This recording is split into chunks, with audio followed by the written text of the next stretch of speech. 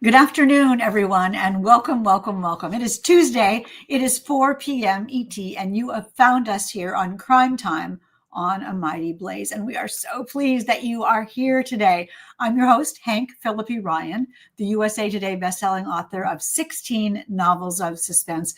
My current book, as you see so cleverly on the door behind me, is One Wrong Word. My new book comes out September the 9th. It is called All This Could Be Yours, September the 9th, as I said, about a debut author with a surprise best-selling novel who realizes a Faustian bargain she made is about to come due, and that will be out September the 9th. But we are not here to talk about that today. We are here to talk about Liann Zhang's new book, her debut, Julie Chan is Dead.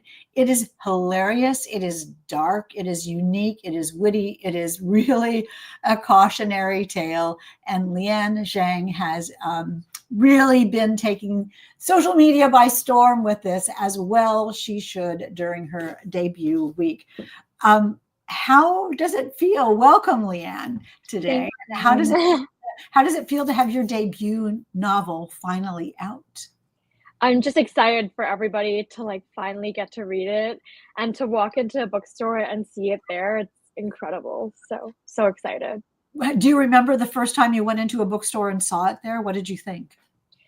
I was kind of in disbelief because it was early. I guess as soon as the bookstores receive it from the publishers, they kind of put it up, even though it's before the actual date. So it was just funny, walking into a bookstore and being like, oh, it's right there. It's not supposed to be there yet. So it's kind of this odd feeling. It's like a liminal space where I'm like, oh, the book isn't out until 2 weeks later, but it's just there.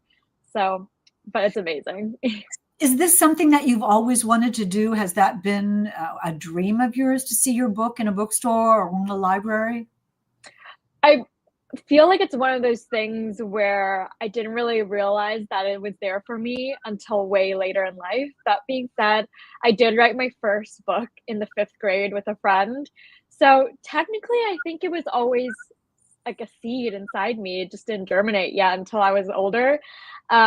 But now that I kind of realized that being a writer was potentially a career, this does feel like a dream come true. That's so nice. Do you remember what your 5th grade book was? Yeah, it was actually a horror novel. It was about 2 Canadian students and one of their friends get possessed. I read it back recently and it's so awful. It's really, really bad. But I mean, we were in the 5th grade, so You were 10. yeah. Well, so was it a novel? Was it revenge against somebody who didn't like you two, or was it out of love, or what was the impetus for it? Do you remember? I have no idea. And honestly, it was one of those books where I mean, I won't even say it's a book. I don't know if we even finished it, but it got really close. But I think we were both really avid readers at the time. And we were, as a kid, it's what else are you going to do? This was before I was always online, So it's okay, of course we're going to write a book because, no YouTube videos to watch, whatever. So there it is. And I mean, it's fantastic though, because what did you learn about, and we'll talk about the book specifically. We're here talking with Liann Zhang about Julie Chan is Dead, her debut novel, which is just out this week. So we at Crime Time love to celebrate a debut novel. But when you realized that this was going to happen, that you sold a book, that you edited a book, that you had an editor that was coming out with a gorgeous cover and it was going to be everywhere, how did that evolve in your mind? Hey, Tori T. Hey, Renee. How did that, that sort of process of the book, the idea becoming reality, sort of a physical reality? What did you think about that? Well, I feel like for me, for a long time, it didn't even feel real because I never printed my book out. So it was always just this digital thing that I would see sometimes. And really until I received the first box of the physical books, it didn't really feel real yet. Because it was just this document being emailed back and forth. It didn't feel tangible. But now that it is an actual thing that I can tell people oh, it's out and you can go to a bookstore and you can buy it, it definitely feels like a dream, but also so real at the same time. It's kind of hard to describe. And for a while, it's like people would ask me, like, "What are you doing right now?" And I'm like, "Oh, I'm an author." And they're like, "Oh, where can I find your book?" And I'm like, "Nowhere yet." So it doesn't feel, you know what I mean? Yeah, yeah. But now it's like an actual thing. So it's just so surreal. And I'm so grateful that it's possible, you know? It's interesting too, and we'll talk about it in a minute. What you're talking about how something that was only digital Hmm. becomes tangible and real is really what Julie Chan is Dead is all about. That's exactly what Yeah. it's about. So your life has been sort of a metaphor for the book or the other way around. And I can't Hmm. wait for us to talk about it in about 30 seconds. Let me welcome you all to Crime Time on A Mighty Blaze. Again, as you know, A Mighty Blaze was started 5 years ago at the beginning of the pandemic by the wonderful powerhouse team of Caroline Levitt and Jenna Blum to help us learn about new books and keeping talking about new books and discovering new books and maybe coming up with a new favorite book. And that is why we are talking to Liann today about Julie Chan is Dead. Let me welcome you all to A Mighty Blaze. Sue Street is here and Deborah Press is here. When I look over here, I'm looking at your comments. Randy and Renee and Mary Garrett is here. That is so nice. Katie and Sue Street, Brenda Gaskell. So nice to see you all today. Sue says, congratulations on your Yeah. book being out in the world now. And it can be Julie Chan is Dead, can be in your world as well, because Liann is giving away a copy of this book. At the end of the show, we will spin the wheel of fun, and someone who leaves a question or a comment or just general applause and adulation, as I always say, in the chat will be entered to win, and we'll spin the wheel of fun. Margaret in the back room will spin the wheel, and we will see who wins this book. Let me tell you a little bit about Liann Zhang. Is a second generation Chinese Canadian who splits her time between Vancouver, British Columbia, and Toronto, Ontario. After a short stint as a skincare content creator, we've got to hear about that. I see that in the book. I see the genesis of that. She graduated from the University of Toronto with a degree in psychology and criminology. I see that in this book as well. So interesting. Julie Chan is Dead, as we said, is her first novel, and it is incredibly revealing. Before we talk about what's inside the book, can you talk to us a little bit about just basically what it's about? Yeah, this is following a young woman who steals her influencer twin's life after she mysteriously dies, and soon discovers that her twin's picture perfect life is more sinister than it appears on social media. Yeah. Yeah, do you hear what Liann is saying? That a twin sister takes the place of her dead twin's uh, life. And that is the scene in which that takes place. Vicky says, thrilled to meet you. The scene in which one twin takes over the other twin's life is so audaciously written, and the steps of Julie's life being taken over is quite chilling and quite amazing, because we see her thought process. We see the twins' thought process um, as she decides, can this really work? Can you tell us a little bit about her and how she decides to take over this life and how she rationalizes? I mean, this isn't a spoiler you're well, because it says that on the front of the book. Can you talk a little bit about writing that scene and what that was like? In terms of when she rationalizes taking her twin's life. Yeah, I mean, because it's not something that you would instantly decide to do. What is it that goes Mm, to it, and why does that work? And what was it like to write that particular scene? yeah, so I think at the start of the book, when you're introduced to the main character, Julie, you kind of do see that she's like down on her luck. She isn't succeeding in any type of way that she would like to. And she kind of has been essentially, they were two twins separated at birth. And she sees her sister, who is adopted by this very privileged family in New York. And she was adopted by her aunt, who is borderline abusive toward her. So at the same time, when she's growing up with nothing, she kind of sees her twin skyrocketing into this influencer with like millions of followers and getting everything that she ever wanted. Um, so she kind of has to live with that disparity and kind of live with that envy, and kind of every time she's on her phone, she kind of sees her sister living this life that she always wanted. So that's something that's established very early on. And there's like this funny, I think funny anecdote where, you know, her sister pulls one of these videos where she pretends to reunite with her and like gives her a house as charity, but really uses her sister as like a prop to demonstrate like a lower class lifestyle to her followers and get, sympathy points. um, Now, so, just set it up very, very quickly. Two twins, Julie and Chloe.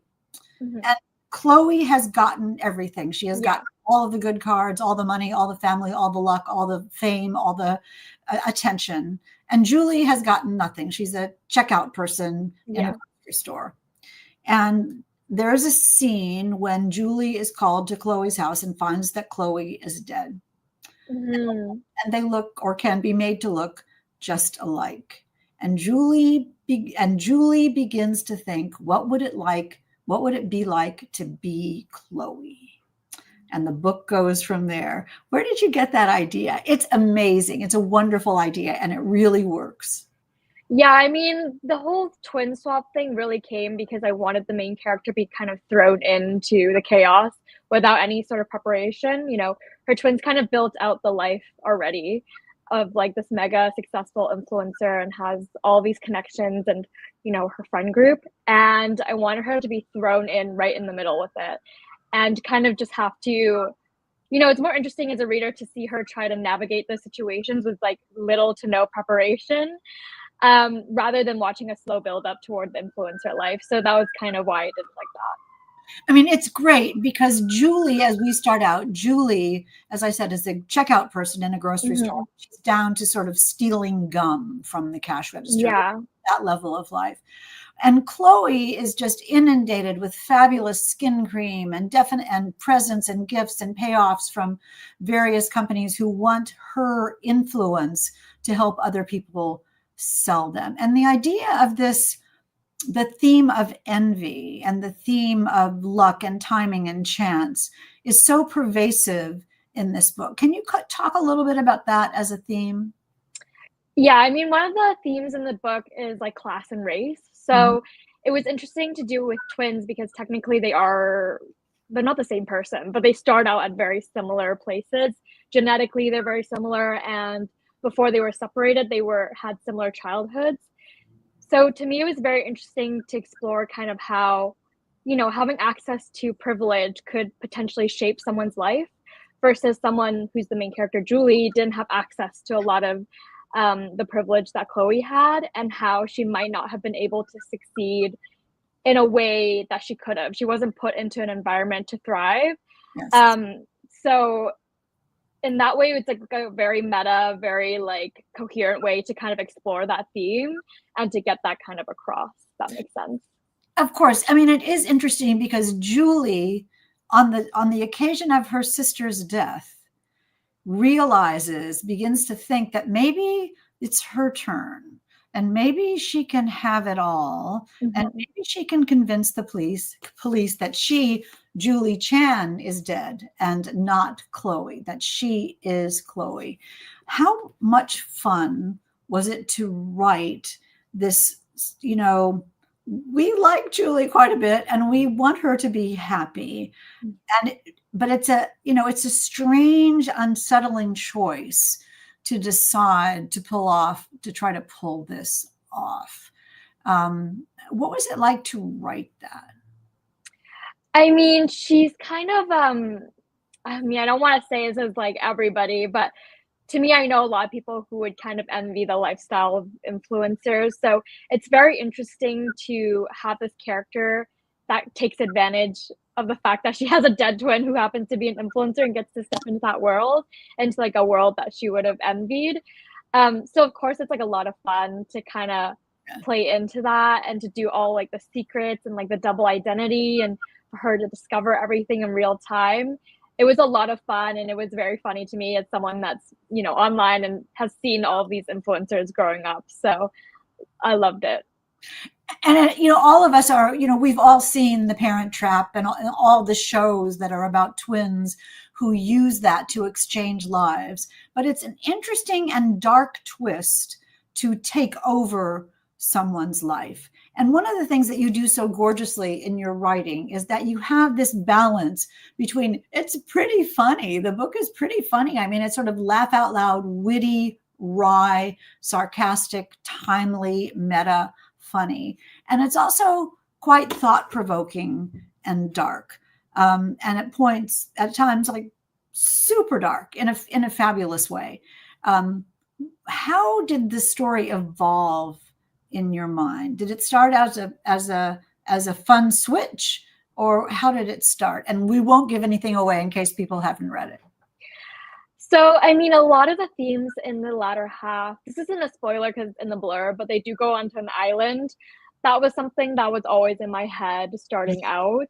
And so a lot of the things there, which kind of go haywire, kind of go a little bit crazy, it was there from the beginning. Similarly, like the ending was something I always had in my head, and the ending hasn't changed at all since my first draft. So this was something that I've kind of planned out, and a lot of the other elements just kind of came up naturally when writing about influencers. I just felt like the voice and the theme, it kind of had to be a little bit silly, and it kind of had to be a little bit weird because the internet is just like that, you know? I feel like I couldn't write a straight lace, like factual, like boring bit by bit life of influencer. It had to get a little bit weird. So yeah, it was always there like that from the start. I mean, the life of the life of an influencer, sort of by definition, means someone who is trying to convince us that our lives would be better if we had what they have, or even and how great would it be if we were that person? You know, all we want to do is be like that person. And Julie gets her chance. Can you talk a little bit about your feelings about influencers and that the idea of wanting what someone else has, and the sort of extra level of almost a sinister level of being a person who tries to convince someone that their life would be better with them, meaning that their life is not good unless they have this thing. Can you talk a little bit about that and that influence?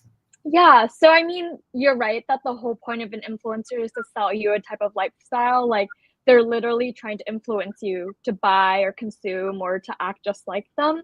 Yes. So they do have to present themselves as either like this enviable person that lives a certain lifestyle, or like a relatable person, like where they're your friend. So you want to listen to them because you trust them, or you feel like this sort of kindred connection to them. But in reality, like how many of us could actually say that these influencers we see on our screens, we actually know?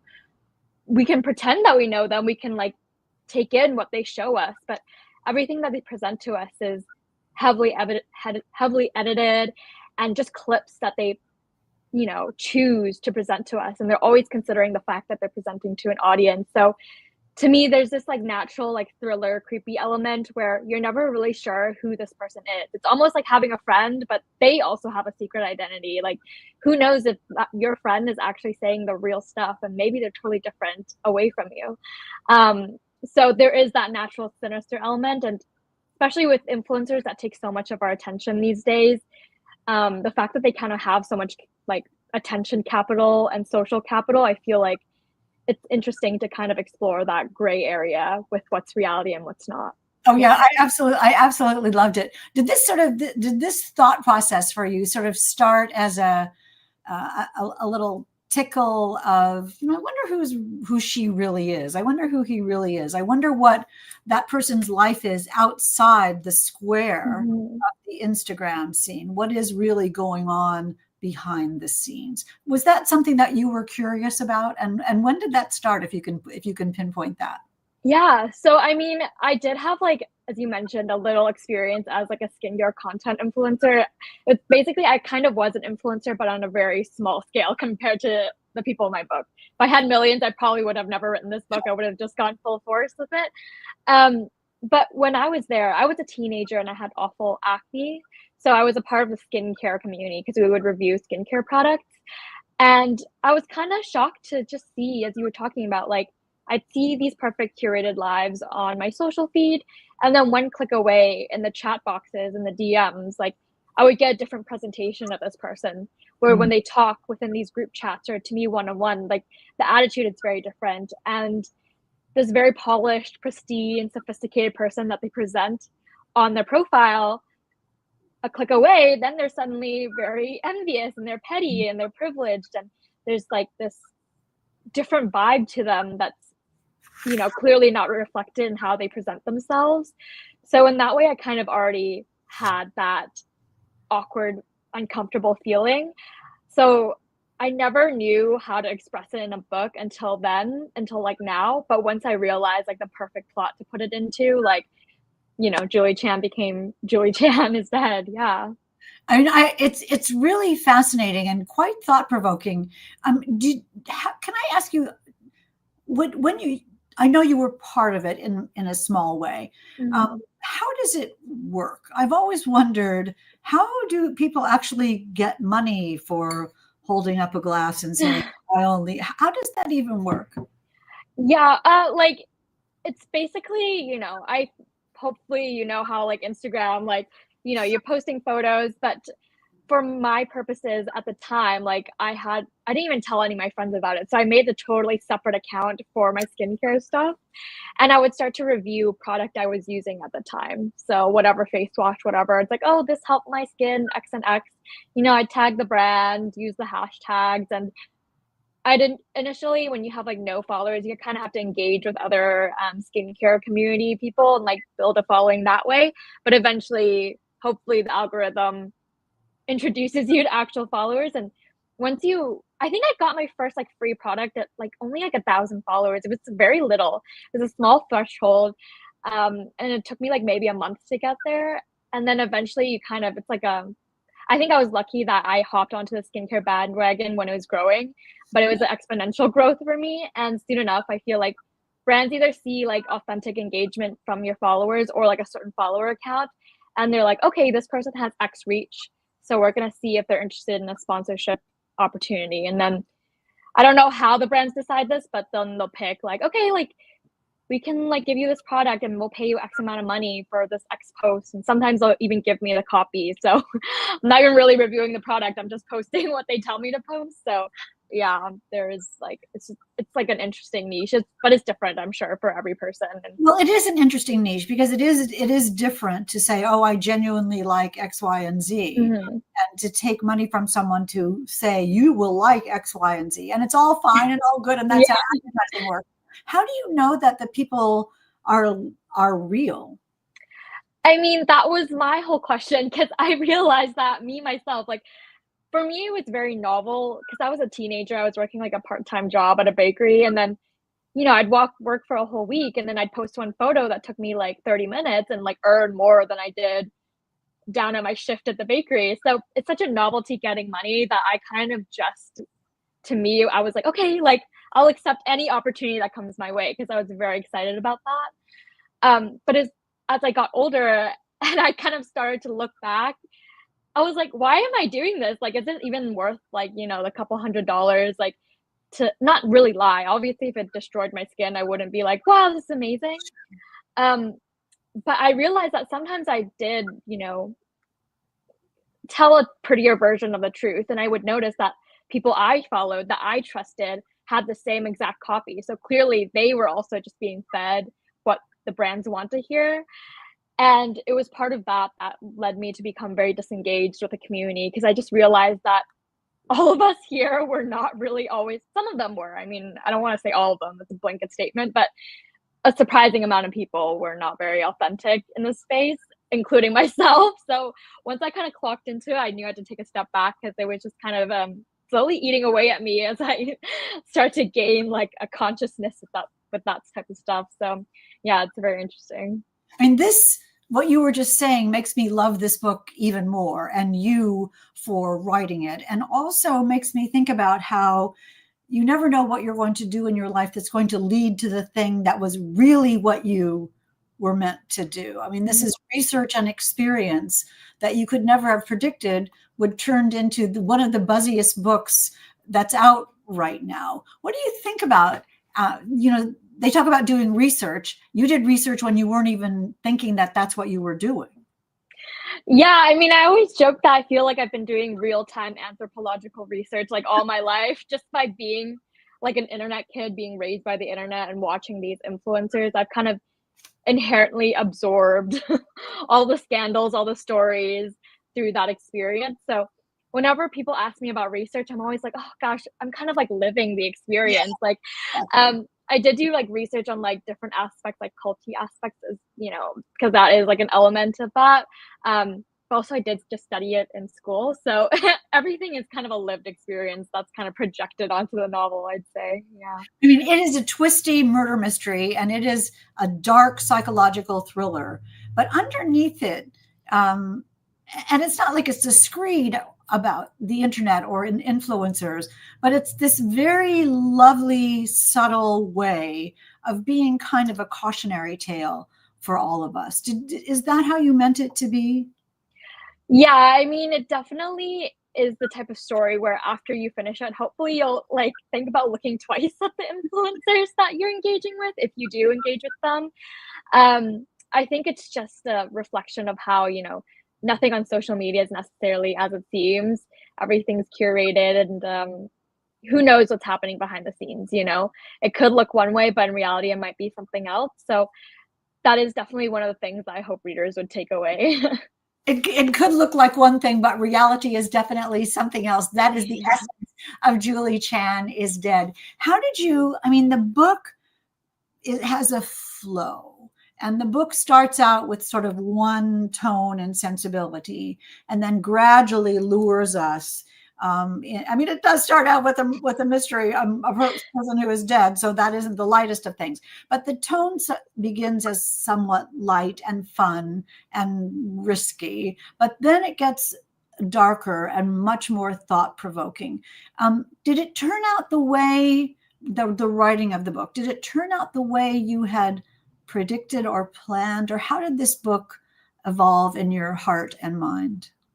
I think I am a pantser, so even though I kind of knew where it would end up, I knew like the ending imagery and where I want the main character to be. Like everything in the middle is kind of a journey finding it, but I felt it was a very natural writing experience. I just kind of played some ominous music and the Like, words just took me there.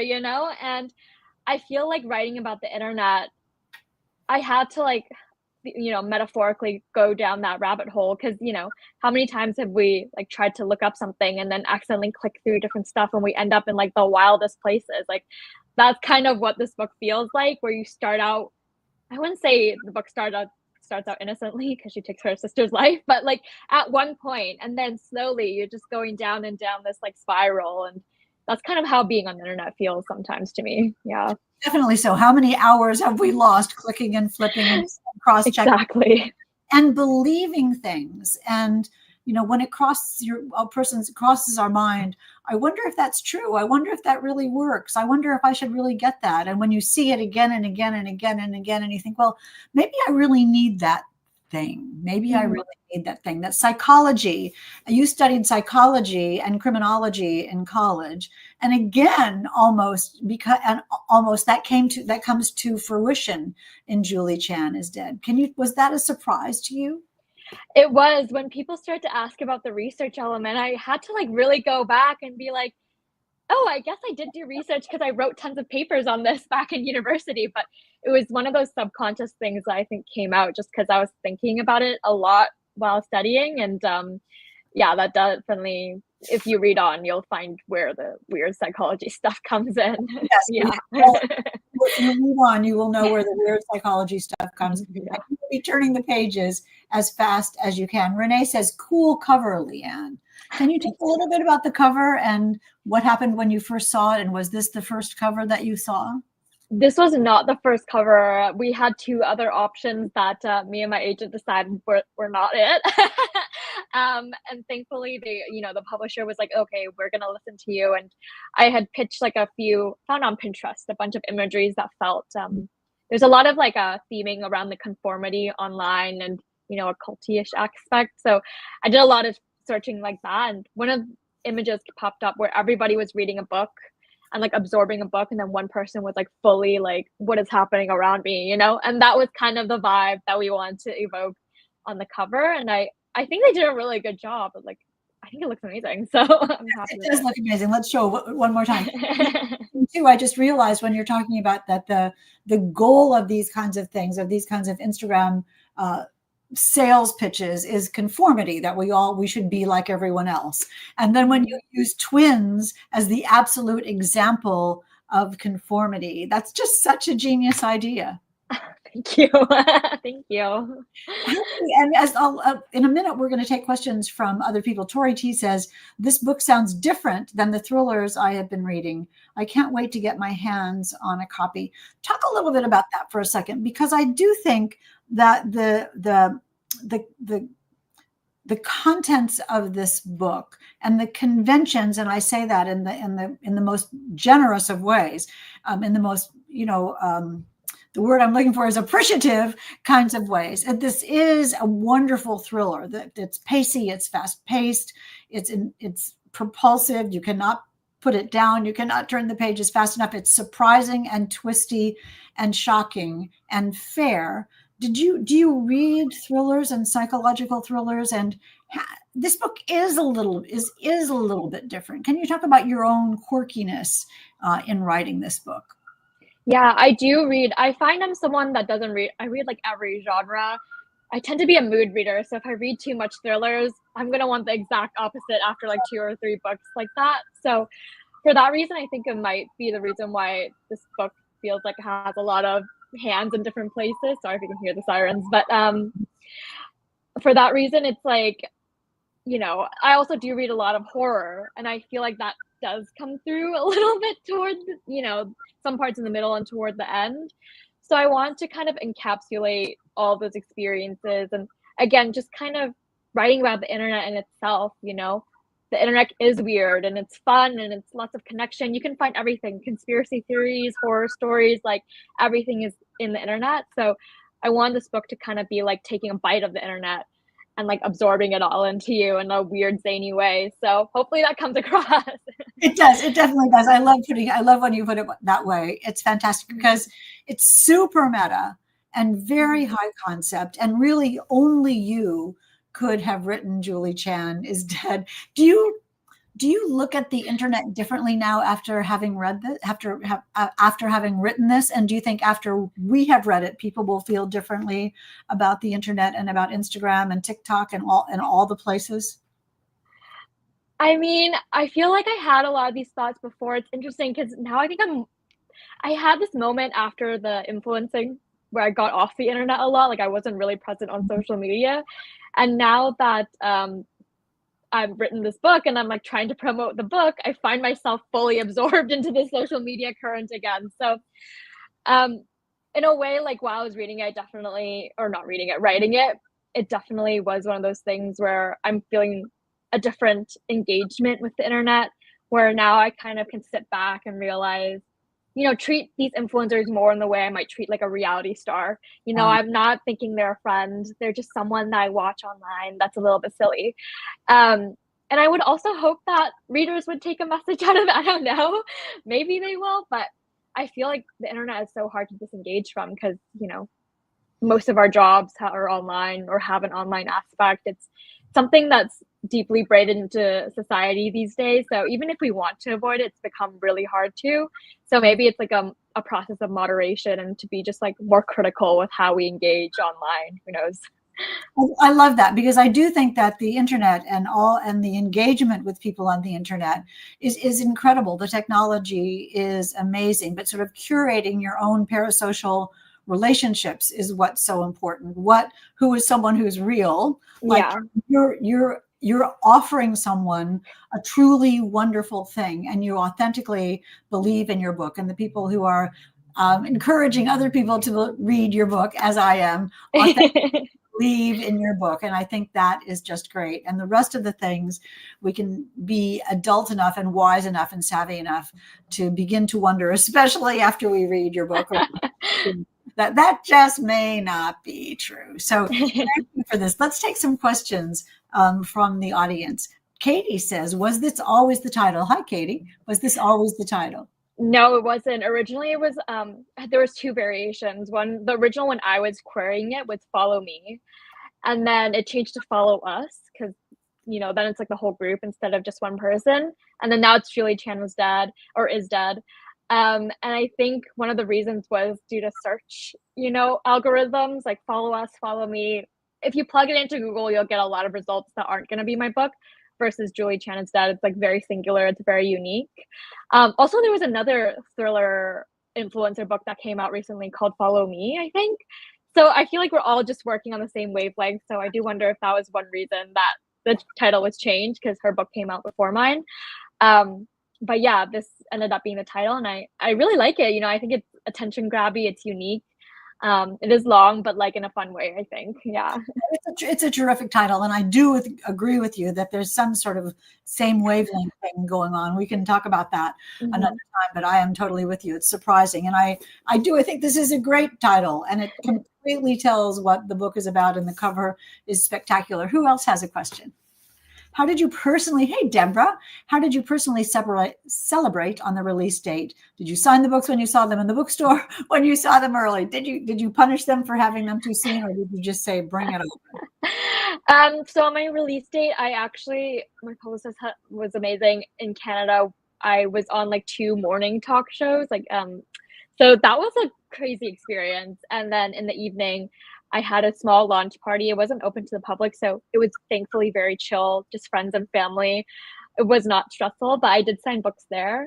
I actually haven't gone to like all the stores to sign books yet, but it is something that I plan to be doing, so I'm very excited to do that. That's great. What was it? What kind of experience was it being on TV? It was exhilarating, but also kind of scary because one of them had a live audience, and it's way different when they're like right there in front of you. So, but I'm so lucky. I feel like not all debut authors kind of get that chance. So I feel very lucky to have been in that seat. Yeah, and it's incredible. That's great. That sounds really fun. One last question, then we'll spin the wheel of fun. Are you a twin, says Miriam? That is a good question. I should have thought of that. And I did. How did you get into the mindset of a twin? And Mariam, are you a twin? I'd love to know that too. I'm not a twin, but I do have an older sister. We don't look anything alike. Well, people say we do look alike, but I personally don't think so. So unfortunately, I could not twin swap with her. But in terms of the mindset of the twin, like, it was interesting to kind of incorporate Chloe, who is the dead twin's voice, and like thoughts into the story, because she's been dead since the beginning.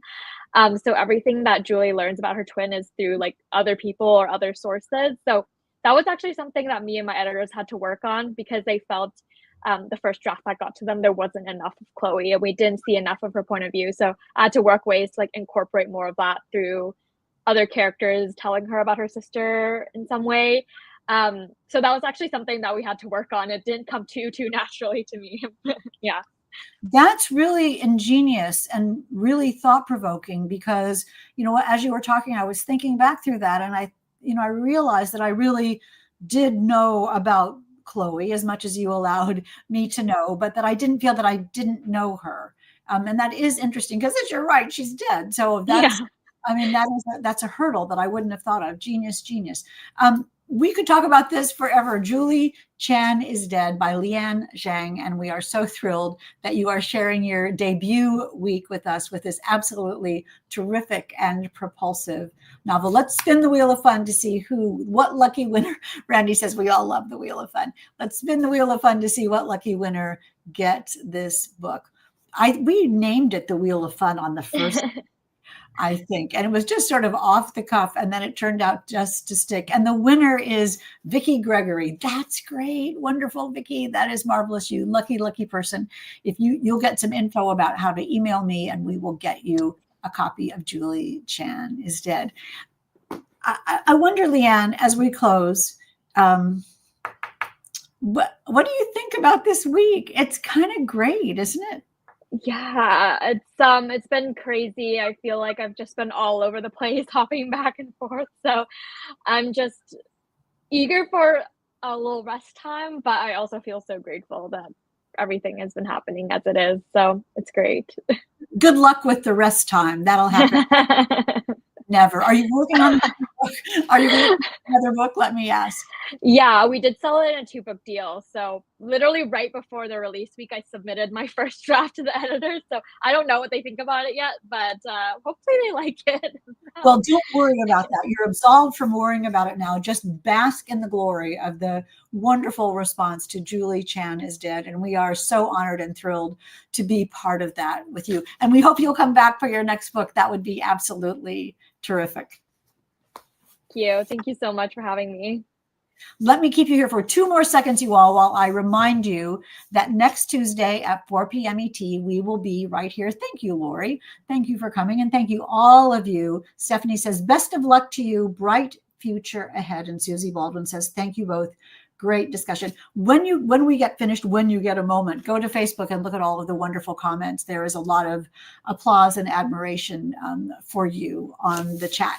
Anyway, next Tuesday at 4 p.m. ET, look what we are going to be reading. Bat Eater and Other Names for Cora Zheng by Kylie Lee Baker. I mean, talk about a title. There are probably not any others like this on the internet. So today we had Julie Chan I'm looking at this and I'm not being Julie Chan is Dead by Liann Zhang, and it's absolutely fantastic. Next week, Bat Eater and Other Names for Cora Zheng by Kylie Lee Baker. So do join us next Tuesday at 4 p.m. ET.